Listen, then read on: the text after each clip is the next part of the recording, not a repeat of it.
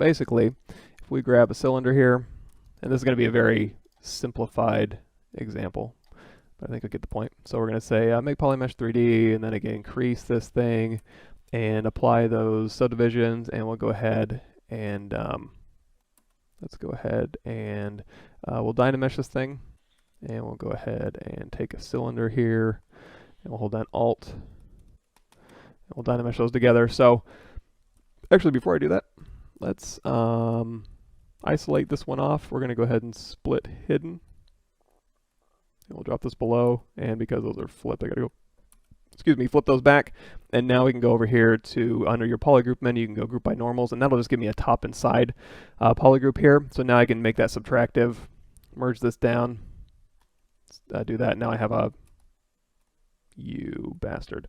Okay, so if you're not going to play nice, I'm going to go ahead and split hidden. I'm going to do a quick group by normals, and then instead of doing a subtractive mesh, what I'm going to do is do a live Boolean mesh. There we go. And now we can make our Boolean mesh here. So now we've got a mesh here, and it's just got crazy geometry. In fact, it could just be dynamesh geometry, but at least you have polygroups on here. So the first thing you're going to want to do is clean up these edges. So I can run a macro here, but also you'd probably want a polygroup for the top and sides here. I forgot about that. Polygroup where you can, because of course you want to control that, obviously. So let's turn off live Boolean here. Let's go ahead, let's see if we can do a group by normals on this thing. Yeah, that'll work. And then we'll take this one here. And again, we'll drop another cylinder on here. Split mass points. And just for fun, we'll go ahead and crease this one. And then we'll go ahead and group by normals. And then push this down. And then live Boolean it. And then we'll go ahead and make our Boolean mesh here. Okay, so we got polygroups all over the place to control our edge loops here. And like I said before, you could even dynamesh this thing, and you're off to the races. In order to smooth these polygroup borders, what you can do is you can run a macro to do that, polish polygroup borders, or you can go through here manually, and you can go down here. Let's turn off line. Go to masking, and you can mask by groups, and that'll go ahead and mask your group lines here.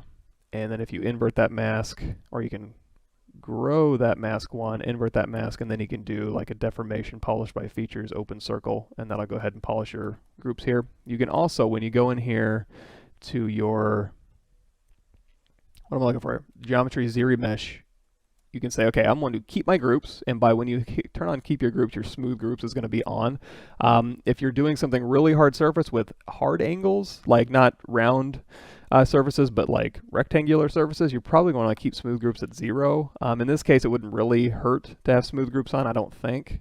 It should do fine, but just something to keep in mind. And then for this one, we can say, if you want it to build in edge loops around where the surfaces change like this, you can do that, but I'm going to turn that down just a little bit. You can also turn it down to 0 if you don't want it to put extra edges where the surface changes are at all. I'll turn it down and see how that works. And then for the target polygon count as 5 is probably fine to start with. And we probably, if we want to project back any detail, we'll want to duplicate this off. So we'll go into solo mode here, hit ZRemesh.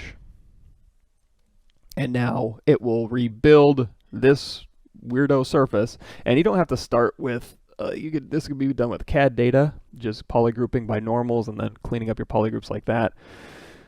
And that'll be fine as well. And now when it ZRemeshes, it'll take that into consideration, your edges here, and then you can just go half and just keep hitting ZRemesh, and as long as you have keep groups turned on, it'll go ahead and do that. Now, we are running into some problems here, and you can alleviate some of this by going to Insert Single Edge Loop. And sometimes if your edges are really straight, and just hold down Alt, you can go into Geometry, Edge Loops, and Delete Loops, but I don't think that would work on this one in particular. And if you wanted to like recap this one, you can hold down Control Shift, isolate it, invert that, delete hidden, hover over an edge with your Z modeler brush, close convex hole, and then you can just close this one off, hit Control W.